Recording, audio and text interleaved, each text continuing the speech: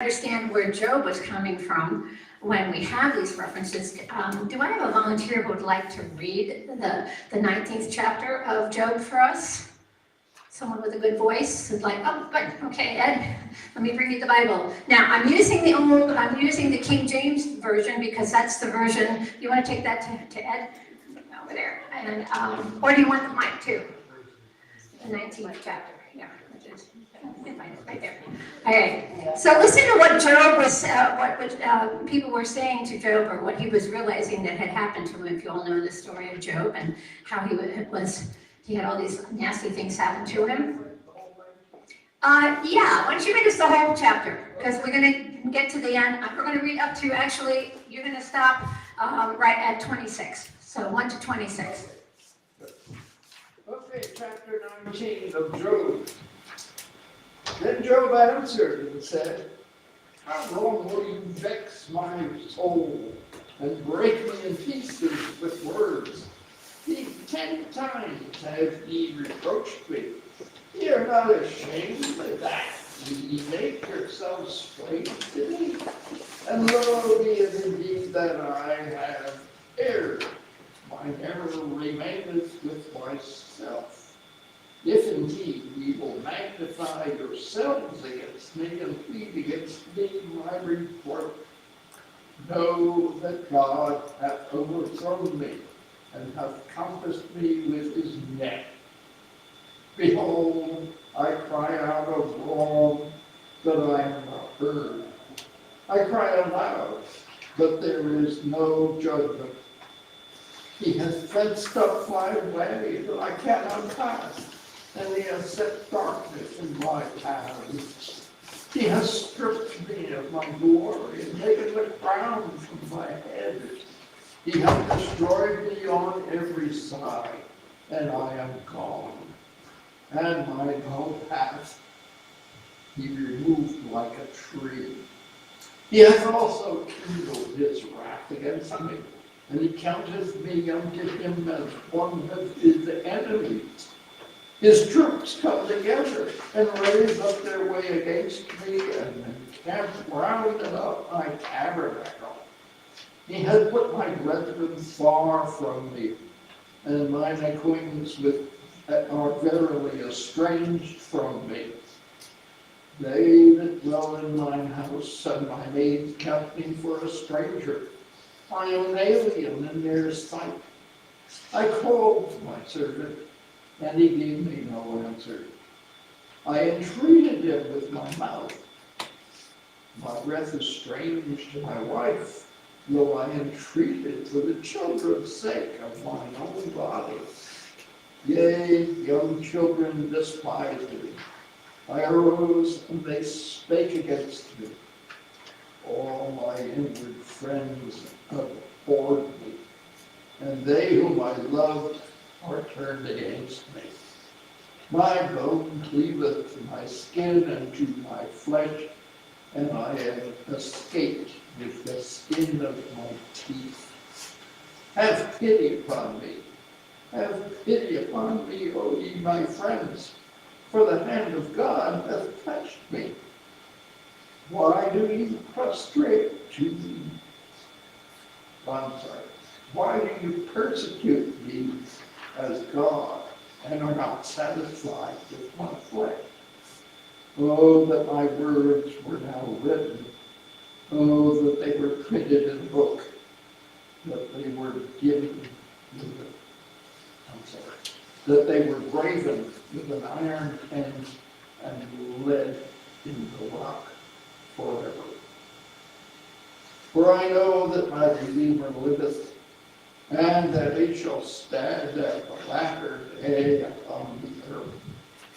And though after my skin worms destroy my body, yet in my flesh shall I see God. Yes. So that's where it comes. from all that complaining and all recognition of all the awful things that happened to him, he still said that my Redeemer lives. Now, if you notice on your handbook, handout, I noticed that I gave you a word goel, that is goel. The Old Testament version of a Redeemer was not the way we look at Jesus as being a Redeemer. He was an actual person that would come and restore the person that had these awful things happen to them, and restore them to their rightful place. And so that's what Job is thinking of. There's going to be someone, an actual being, that is going to come and rescue him and take him back to where he belongs. But our New Testament interpretation is Jesus is our Redeemer. So he dies for us. He is actually the first fruits. He's the sacrifice that's on your worksheet as well, handout as well. He was this sacrifice for us for our redemption. And I love the very fact that part 3 starts with a beautiful, we had a big, huge hallelujah at the end of part 2. Now we start with a very simple, and I particularly like the Apollo's Fire version, one soprano singing it with one cello and violin accompanying her. It doesn't have the whole section. It's very simple, it's very serene, it's very lovely. And so I'm gonna let you sit back and listen and hear how Handel gives us that feeling of redemption. All right.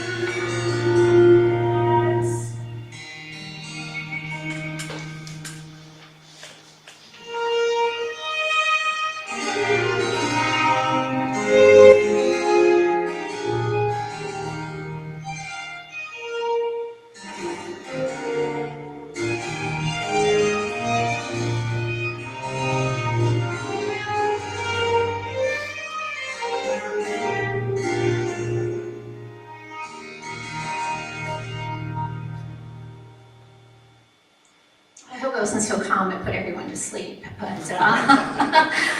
did want to point out that it's in the key of, those of you who know music, it's in the key of E major. And with the time Handel wrote, people were very conscious of different keys and how they worked in people's brains. And the key of E major was always considered to be very bright, very calming, very pure delight, they actually call it, as far as being a key that would be. So he would know that, and he would be able to write in that style. So I also like the fact that he doesn't shy away from using "worms destroy my body." The beautiful soprano voice singing "worms destroy my body." So, that's why I had the Old Testament version. Now, they clean it up a little in the New Revised Standard. It's the skin leaves my body or something like that, but we actually have the worms happening in here. So that's what we start out in the part 3, all right? So any questions or comments about that further? Yes? Just a comment that some soprano. Yes, oh, that's a very good point. Also, you might also, those of you who have heard this piece over and over and over again, might recognize it sounds differently the way she sang it, because that was also the style, if you, back in Handel's day, that you could do improvisation. We do it with jazz musicians nowadays. Jazz musicians feel comfortable doing the, playing around with the tune and whatever. In the day that Handel wrote, it was a very common practice to not sing it the same way every time. So that's why she varies it at various times, and it's her interpretation, which I think is beautiful. So I thought I'd share it with you. Anything else?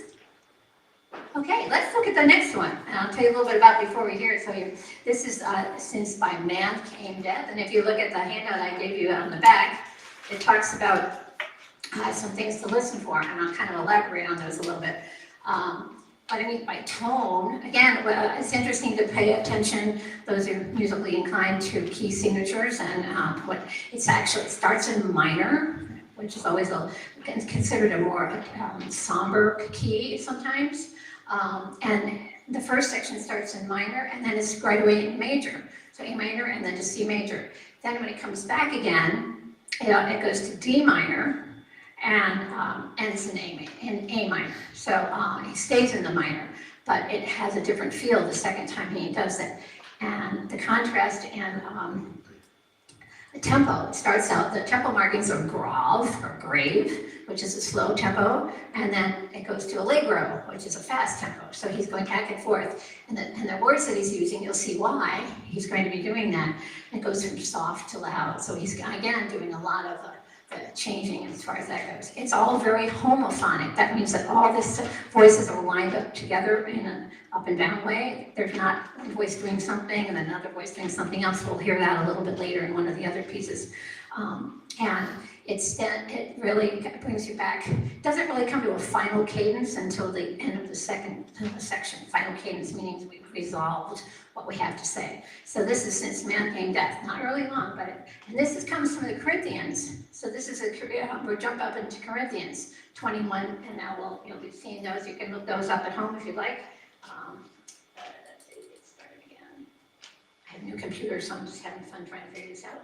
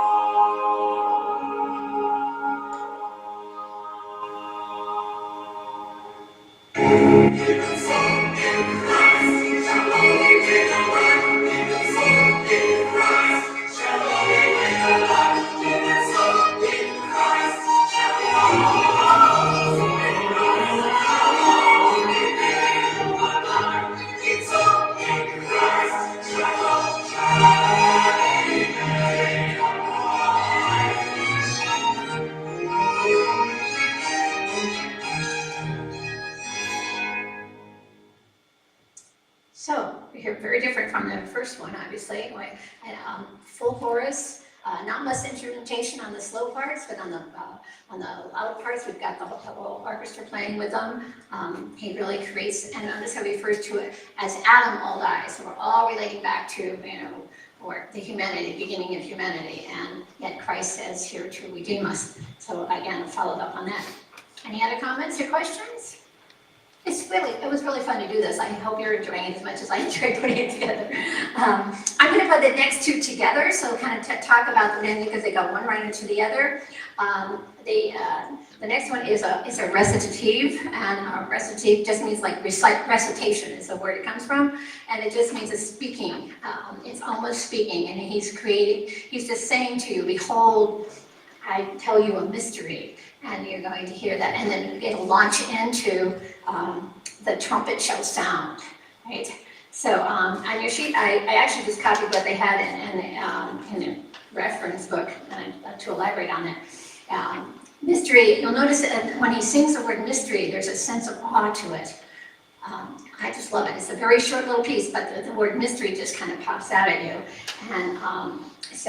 And again, the key is such that it ends on the dominant. In other words, it's not resolved to, dominants and tonics have to do with how you feel. If a tonic makes you feel like you've come home again, you're back to where you started. The dominant leaves you kind of, okay, there's something more. So the recitative ends on the dominant because it's going to go right into to what he has to say about the trumpet shall sound, which is really, really fun. It's again a solo. It's very lively. It's a brighter tempo. It actually has the word pomposo, which is pompous, obviously, and it has that strong feeling. Yes, William? My brother-in-law, who's got a great sense of humor and knows his Bible as well, when they had two little girls over the changing table where he had put on their diapers before they went to bed, he had handwritten the inscription, "Behold, I tell you a mystery, we shall not all sleep, but we shall all be changed." Oh, that's wonderful. Very thick. We should not all sleep, but we should all be changed to that changing table. Wonderful. You can take that one home. Jenny was here for a little bit. Jesse, was here. You can take it home. But yes. So this again is the key of the trumpet shall sound is D major. That's an even brighter key. It's called the key of triumph or victory. And again, like I said, they all had these kind of symbolism that was going on that obviously he knew.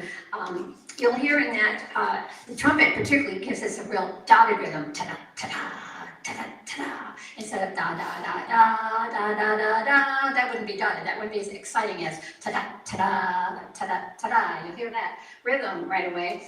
And the singers sing, the only time he uses a melisma, which is one syllable that you use a lot of notes on the one syllable, is the word changed. And I counted them up actually, and sometimes there are as many as 10 or 11 measures that he has it on the same syllable. So obviously as you take a breath, you'll hear him do that a couple times. Also, raised, when he sings the word raised, you'll notice that's higher. It'll be higher in pitch because he's going up and all shall be raised. My favorite thing is that, again, I was comparing the Old Testament, the King James Version and a Revised Standard Version. And in the Revised Standard Version, instead of the word incorruptible, which is the word we hear in the King James Version, it's imperishable. Now, when you hear the word incorruptible sung, imagine what it would sound like if you said imperishable. I don't think it has the kind of strength or the that you have with the word incorruptible, imperishable. It's it's a little less violent. I don't know. Anyway, so that's something to look for in that as well. I think that's about all I have to say about that. So this is quite a long one. And one more thing, it's in 3 parts. It's an ABA form, which means that you'll hear the first part with the trumpet. Then there's a slower, more grandiose one, and the trumpet's not in that section. Then he comes back and Handel says, well, if you didn't get it the first time, here it comes again. He comes back and he does the same first section again. So it reinforces that. So that's always fun to know what they're doing there. I talk too much and it goes away.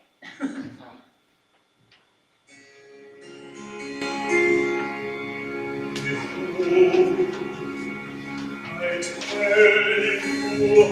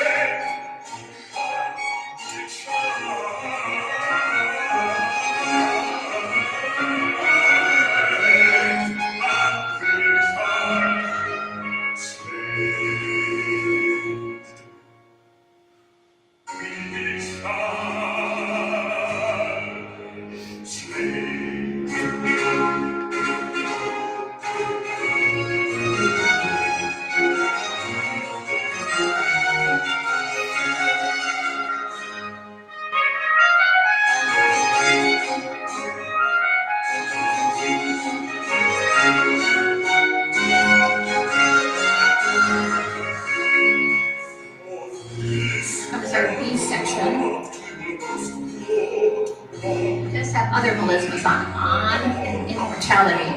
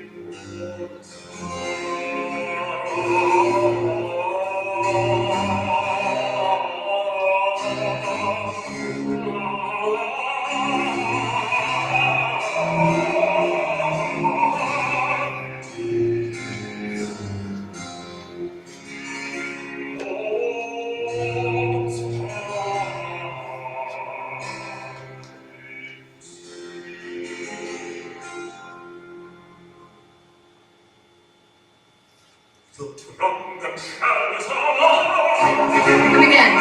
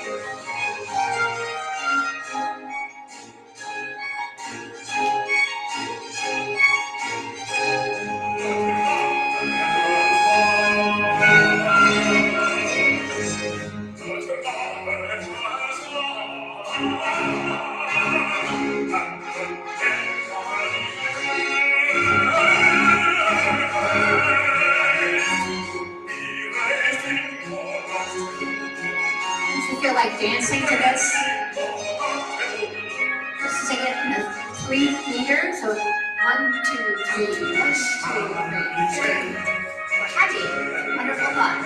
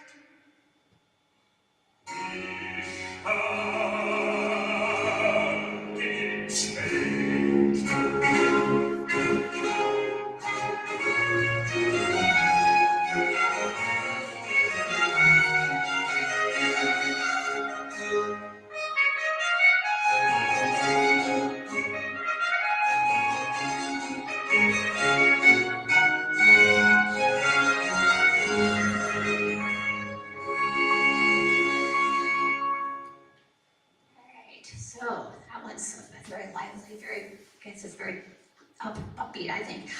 The next one is a recitative again, and probably one of the shortest ones in the entire piece. As they say in your handout, it lasts about 26 seconds. So it's moving us right into another thought, and the transition goes to the duet, and the duet is a tenor and an alto. So the closest relationship in vocal arrangement. They are very closely connected. They are always talking to each other. You'll hear that kind of feeling of going back and forth. So there's a little more what they call polyphonic. They each have their own little lines, a little thing to say. But sometimes they come together, and be aware of when they come together. Like on words, they alternate with death and grave, and we talk a lot about that. Again, paying attention to key signatures. This is E flat, which we haven't heard yet, and it was considered the key of love or devotion. Interesting enough, we have the tenor and the alto singing together. And it's also the devotion to God. It's having a conversation with God. Sometimes the key was considered to do that.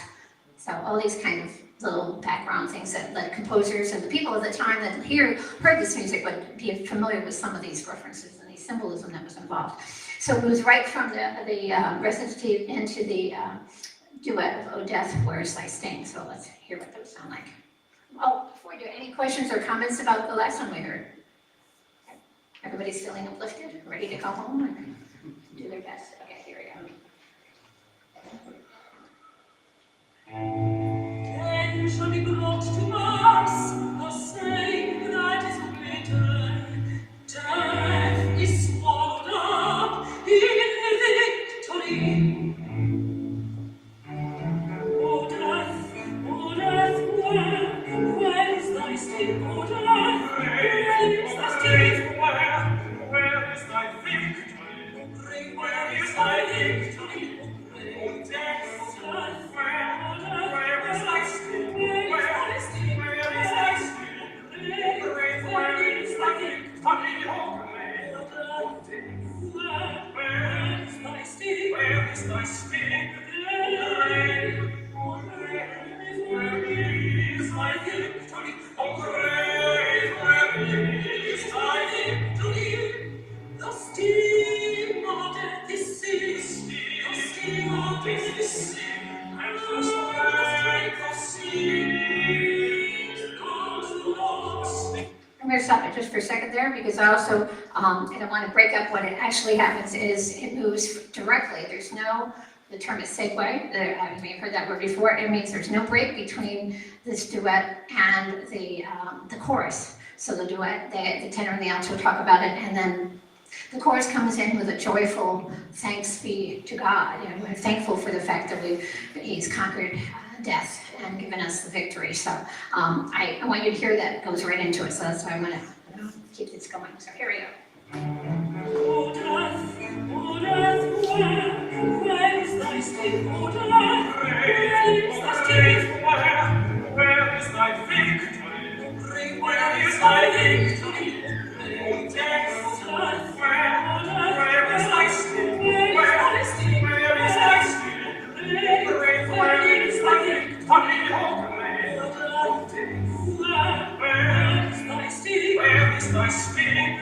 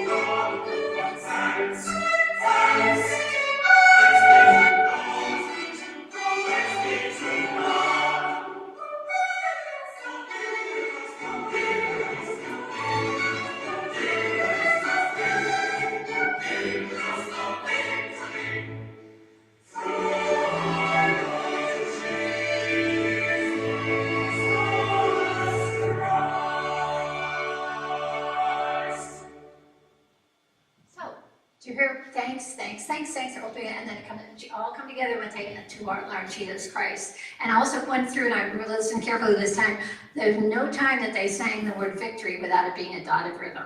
Victory, victory. So you really got the intense, strong feeling from the way that's phrased as well. So any comments or suggestions? Yes, Ed? What time is that? That's not 3/4. No, that one was a 4/4. That was a really a march. Da, da, da, da, da, da, da, da, da, da, da, King John Philip Sousa and all those guys, right? Yeah, definitely more very dramatic. Yeah, we had the bouncy, we had the dancey one with the trumpet, and then we had the strong march that all people are joining in. They're all joining in. With thanks, with thanks, with thanks. Much more. And that's all the polyphonic thing, which Handel was famous for. Different voices doing different things at different times, and yet they all come together at the very end and bring it all together. So, yes? Any other comments, questions? Yes, Jessie? I just wanted to make one comment that as we were leaving, I know David Caroline is playing, David Osborne and Caroline are actually playing music from Messiah today.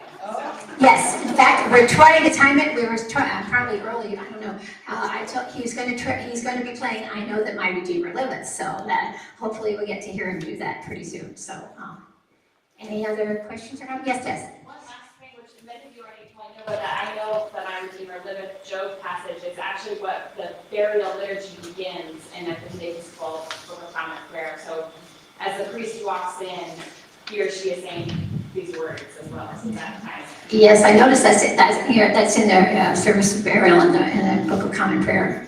Not being a cradle Presbyterian, I'm a cradle Presbyterian actually. I'm Episcopalian by marriage, I guess, right? So, yes, I noticed after I went back and read that, you're correct, it's in the burial service, which is a wonderful way to start that service. I'm thinking of that particularly because my daughter's mother-in-law passed away on Tuesday. So we have that service coming up this coming Tuesday. So it's going to be a strong couple of days. So this music really uplifts me. I hope it did for you as well. Any questions or comments? I hope that the handouts are helpful for you. If you want to take them home, be sure before and read them yourselves. Listen to it again, maybe with different ears. Right? Anything else, John? No, Are we done? Really? I don't like to talk, you just know. Public, I can talk. Are you safe, John? I don't need this? All right. Enjoy your time. You're going to service or the rest of the afternoon?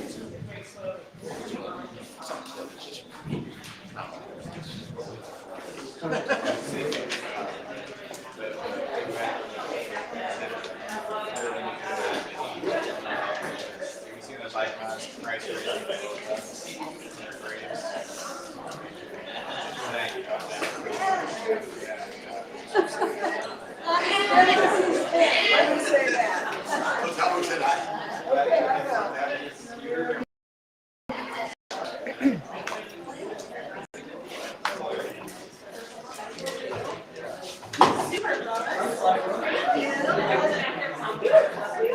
I figured that's for you. But I look for you, I'll send you there. Yes. They take my glasses off, I take my glasses. whatever you want.